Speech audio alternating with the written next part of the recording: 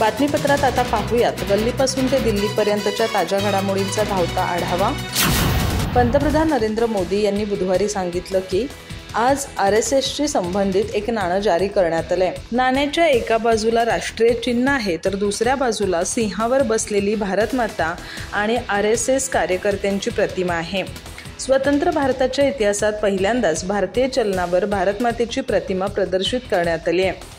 नाण्यावर RSSचे ब्रीदवाक्य देखील आहे। राष्ट्रीय स्वयंसेवक संघाच्या शताब्दी समारंभात पंतप्रधानांनी राष्ट्रीय स्वयंसेवक संघाच्या योगदानाचं स्मृतिचिन्ह असलेले टपाल तिकीट देखील प्रकाशित केलं। ते म्हणाले की राष्ट्रसेवा आणि समाजाला सक्षम बनवण्यात सतत गुंतलेले संघ स्वयंसेवक देखील या टपाल तिकिटात प्रतिबिंबित होतात। यासाठी मी देशाचं अभिनंदन करतो। तत्पूर्वी संघाचे सरचिटणीस दत्तात्रय होसाबळे म्हणाले की संघाचा 100 वर्षाचा प्रवास आकर्षक आहे। आज स्वयंसेवक देशाच्या प्रत्येक भागात उपस्थित आहेत, समाजाला त्यांची सेवा देत आहेत। संघाला कोणत्याही प्रमाणपत्राची आवश्यकता नाही आणि आम्हाला कोणाचाही विरोध नाही, म्हणून स्वयंसेवक निस्वार्थीपणे काम करतात। सर्व काही राष्ट्रासाठी आहे, काहीही माझं नाही या भावनेने कार्यकर्ते काम करतात। दसऱ्यापासून RSS आपल्या शताब्दी वर्षाच्या कार्यक्रमाची सुरुवात करत आहे। या कार्यक्रमाअंतर्गत 2 ऑक्टोबर 2025 ते 20 ऑक्टोबर 2026 पर्यंत देशभरात 7 प्रमुख कार्यक्रम आयोजित केले जातील। या व्यतिरिक्त RSS प्रमुख मोहन भागवत अमेरिका आणि काही युरोपीय देशांमध्ये कार्यक्रमांमध्ये सहभागी होऊ शकतात। मोदी स्वतः संघाचे प्रचारक होते आणि भाजपमध्ये येण्यापूर्वी त्यांनी स्वतःला एक कुशल संघटक म्हणून स्थापित केलं होतं। भाजपला राष्ट्रीय स्वयंसेवक संघाकडून वैचारिक प्रेरणा मिळते। समाजवादी पार्टीचे आमदार अबू आझमी यांच्या विधानामुळे भिवंडीत पुन्हा एकदा मराठी हिंदी वादाला तोंड फुटलं आहे। हे भिवंडी आहे, इथे मराठीची काय गरज असा सवाल करत अबू आझमी यांनी मराठीत बोलण्यास नकार दिला। त्यांच्या या भूमिकेमुळे भिवंडी महाराष्ट्रात असल्याचा अबू आझमींना विसर पडला का असा प्रश्न उपस्थित केला जात आहे।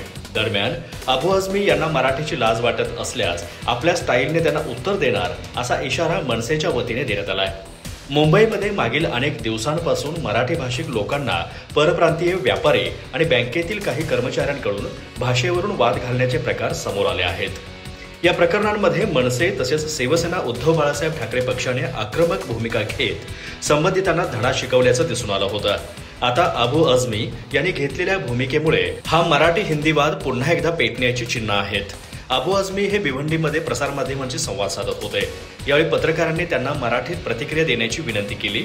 मात्र मराठी आणि हिंदीमध्ये फरक काय आहे, मी मराठीही बोलू शकतो, पण मला त्याची गरज काय आहे, हे भिवंडी आहे, इथे मराठीची गरज काय, अशी भूमिका अबू आझमी यांनी मांडली। दिल्लीत गेला तर मराठी कोणाला कळणार नाही, मी यूपीत जाऊन मराठी बोललो तर माझं बोलणं कुणी ऐकणार नाही, असं अबू आझमी म्हणाले। पंतप्रधान नरेंद्र मोदी यांच्या नेतृत्वातील केंद्रातील राष्ट्रीय लोकशाही आघाडीचे सरकार उलथवून टाकण्यासाठी काँग्रेससोबत आघाडी करण्यात आम्हाला काहीच अडचण नाही असा पुनरुच्चार वंचित बहुजन आघाडीचे अध्यक्ष प्रकाश आंबेडकर यांनी केलाय। केवळ मतचोरीच नव्हे तर सर्वच मुद्द्यांवर आमची राहुल गांधींसोबत एकत्र येण्यास हरकत नाही असं ते म्हणालेत।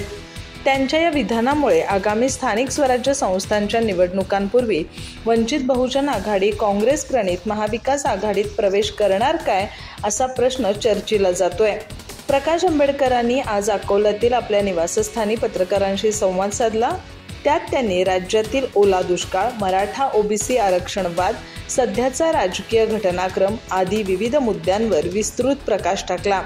विशेषतः वंचित बहुजन आघाडीची काँग्रेससोबत आघाडी करण्यास काहीही हरकत नसल्याचंही पुन्हा एकदा स्पष्ट केलं। प्रकाश आंबेडकर म्हणाले, आगामी स्थानिक स्वराज्य संस्थांच्या निवडणुकीत भाजप वगळता इतर कोणत्याही पक्षाशी आघाडी करण्याचे अधिकार आम्ही आमच्या स्थानिक नेतृत्वाला दिलेत। या प्रकरणी एकनाथ शिंदे यांची शिवसेना आणि अजित पवारांच्या नेतृत्वातील राष्ट्रवादी काँग्रेसशीही आमची युती करण्याची तयारी आहे। आमची काँग्रेससोबतही आघाडी करण्याची तयारी आहे। केवळ मतचोरीच्याच नव्हे तर सर्वच मुद्द्यांवर राहुल गांधींसोबत एकत्र येण्यास आमची हरकत नाही। मोदींची सत्ता उलथवून टाकण्यासाठी एकत्र येण्यास आम्हाला काहीच अडचण नाही। माजी गृहमंत्री अनिल देशमुख यांच्यावर झालेल्या हल्ल्याच्या पार्श्वभूमीवर त्यांनी घेतलेल्या पत्रकार परिषदेत महत्त्वाचे खुलासे केले।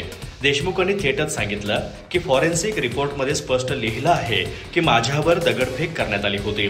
लहान दगड आणि 10 किलो वजनाचा मोठा दगड गाडीवर मारण्यात आला.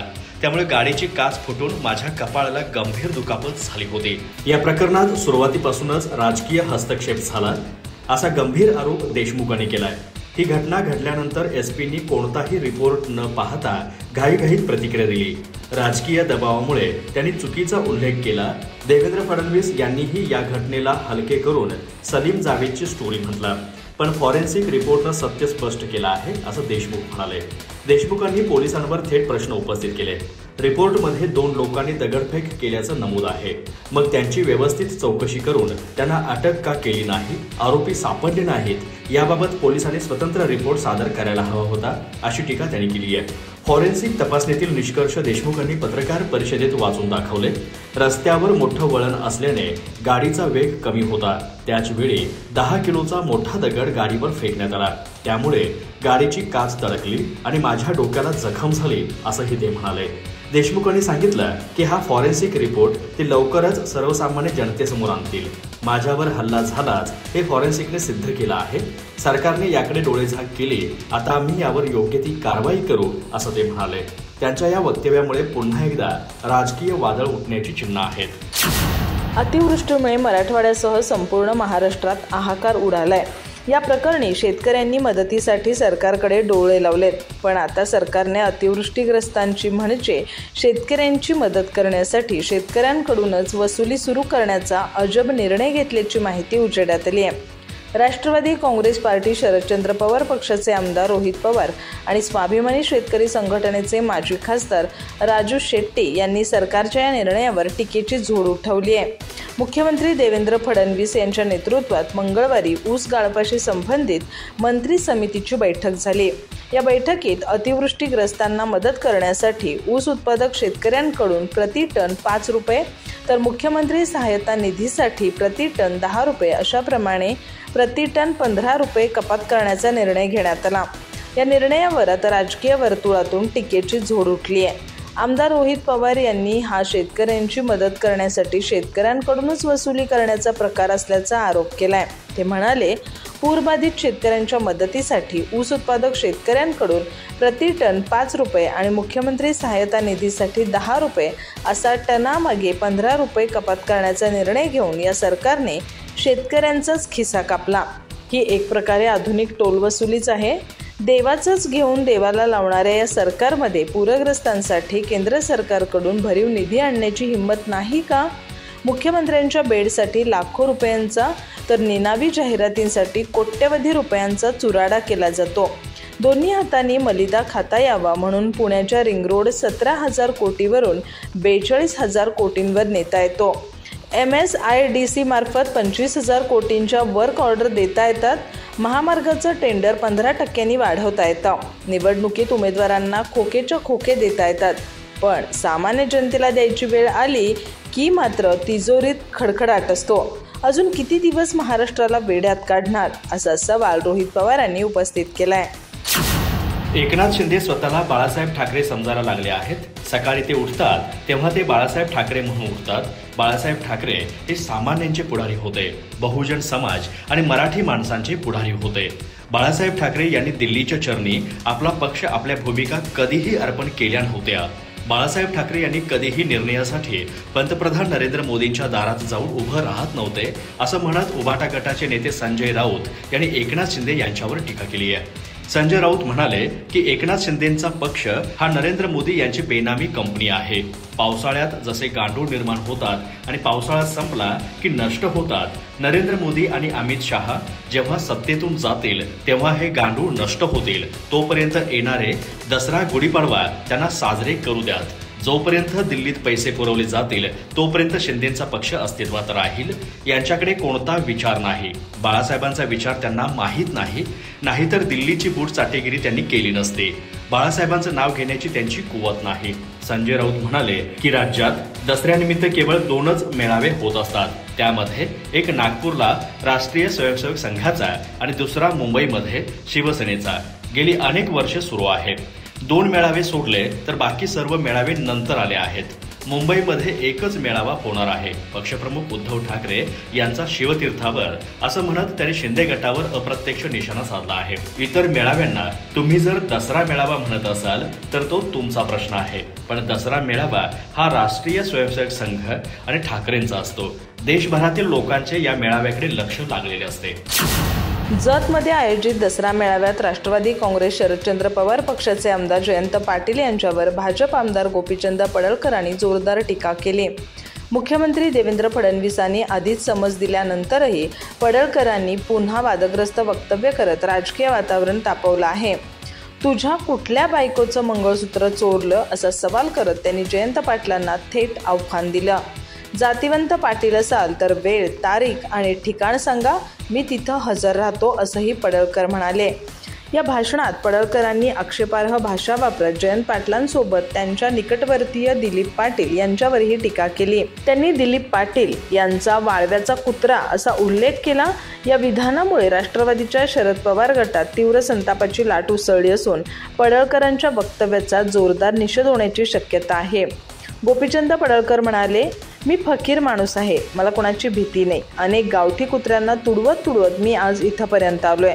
मला बदनाम करण्याचे प्रयत्न सुरू आहेत, पण मी घाबरणार नाही. माझी लढाई प्रस्थापितांच्या विरोधातील आहे. मी मंगळसूत्र चोर नाही. पण जयंतराव, तुझ्या कुठल्या बायकोचं मंगळसूत्र चोरलं हे तरी सांगा. आपल्या भाषणात पडळकरांनी आरक्षणाचा मुद्दाही उपस्थित केला. धनगर समाजाला एसटी मधून आरक्षण मिळालंच पाहिजे.